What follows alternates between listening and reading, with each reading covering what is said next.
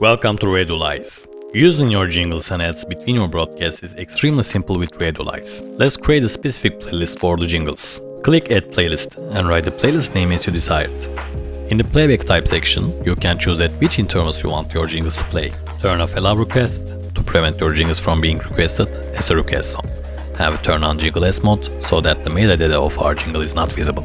Now let's choose the intervals we want. I prefer it to play every 3 songs. You can also give criteria minutes or hours. Now click the save button. As you can see, we successfully created our playlist. Now let's upload our jingle to the media files. In the previous tutorial videos, we explained how you can simply add your songs and assign it to the playlist. Thanks to this interface, we define our jingle to the playlist by simply dragging and dropping and clicking the playlist button. And that's it, the easy way to set your jingle in less than a minute with Radiolize.